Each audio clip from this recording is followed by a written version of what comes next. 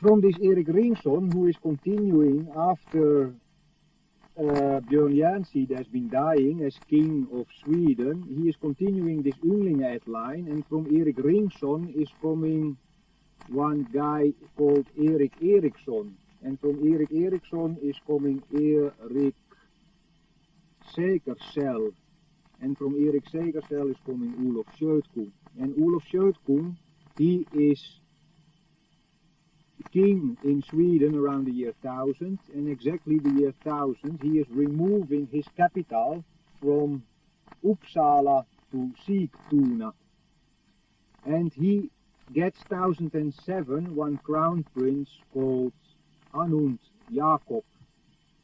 He also has one daughter called Ingegerd, and with one former marriage or one former going together with one Jarl daughter called Edla, he is having one son called Emund and one daughter called Astrid.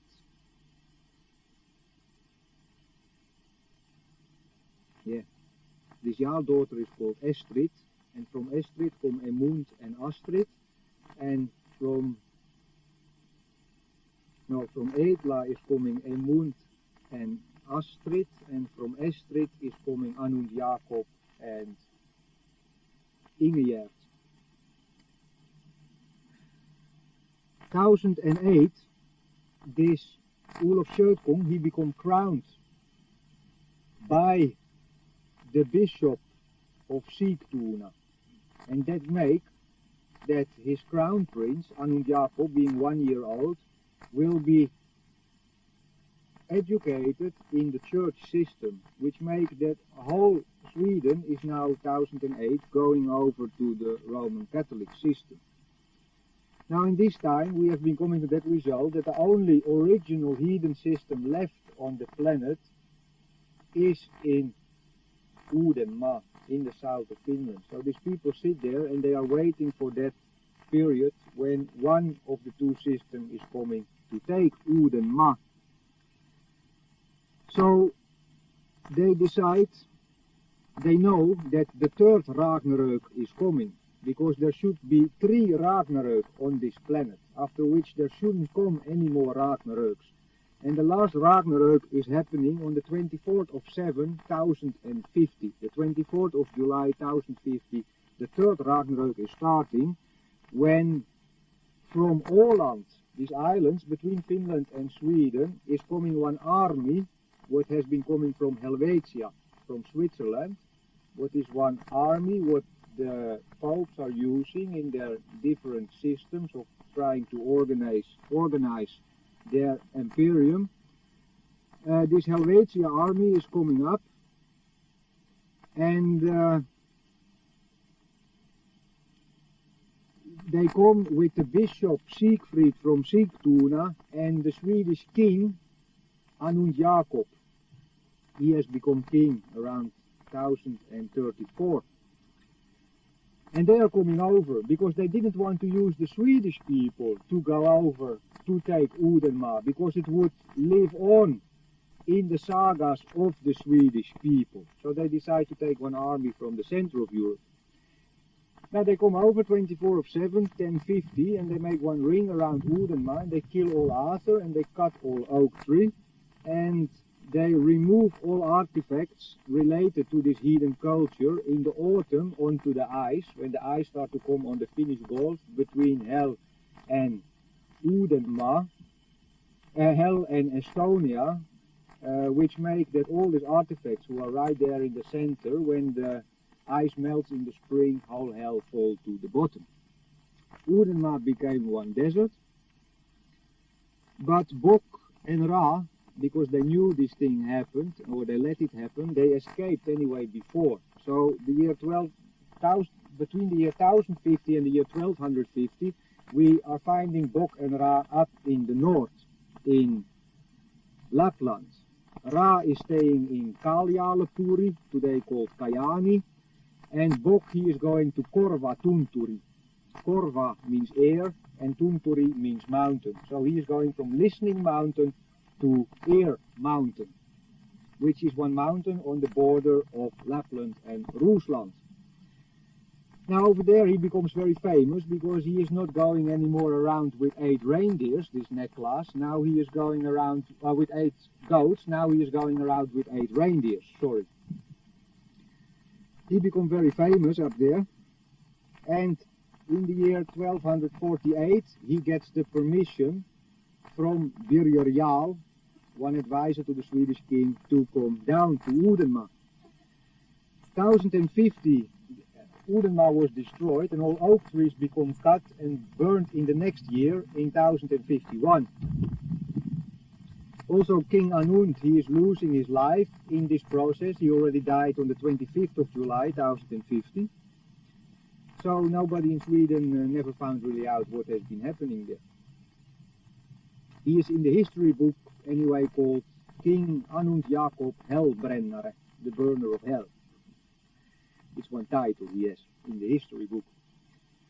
1061, this Emund, who was now this king from this other woman of Olaf Söderkung, he has been continuing this king line. But he feels so bad that he is going 1061 with his crown prince to Ättestupa. He go to the suicide precipice, and 1061 Ynglingen die out.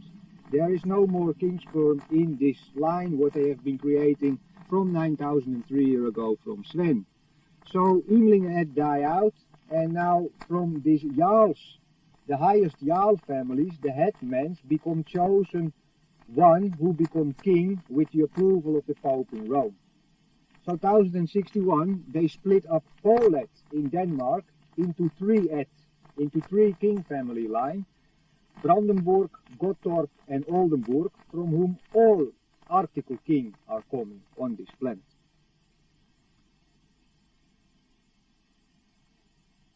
They start 3 crusades in the north. One is starting in 1157, the first crusade, where they go into the west part of Finland, where they tell people that if you don't go to church every Sunday, we kill you. So they was intelligent people, and they went every Sunday to church.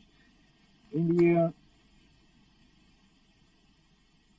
the next one was in the year 1248, when they go over to the middle part of Finland and do the same thing, and in that way also make this agreement between Ra and Birger Jarl that this Bock can move down to Odenma if you don't talk about this story.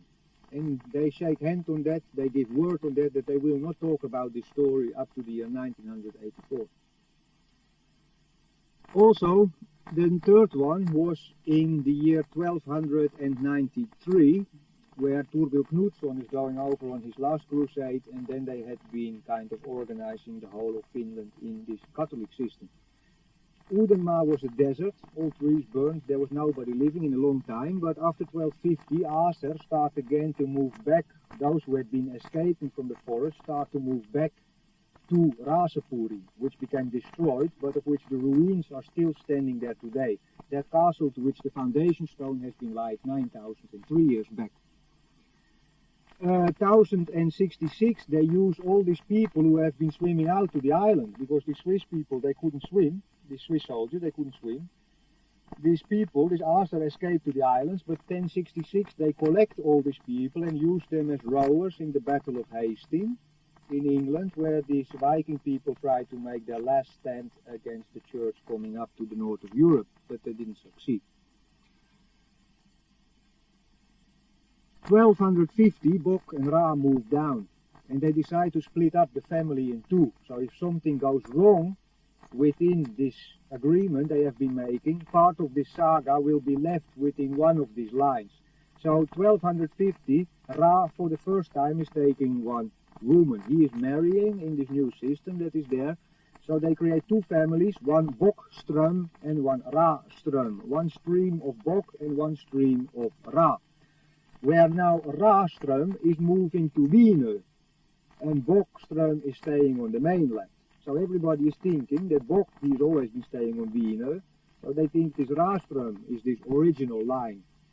The reason why later on Swedish king families have been taking girls from there in order now to get this royal blood in their system. But it has nothing to do with blood.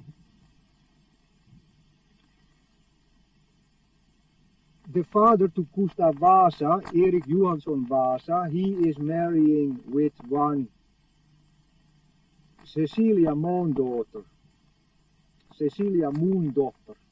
of Eka, of Oak, as she is called in the history book, and from them come one son called Gustav Vasa, who became king 1523 on the 6th of June. On Gustav Day he made himself king of Sweden, and he is getting with his second woman one crown prince called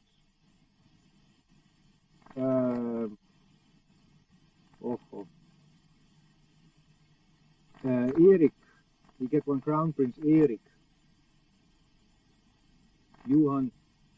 Eriksson Vasa. Yeah, Erik Vasa, who is becoming the first crown prince, because his mother is coming from this Eka.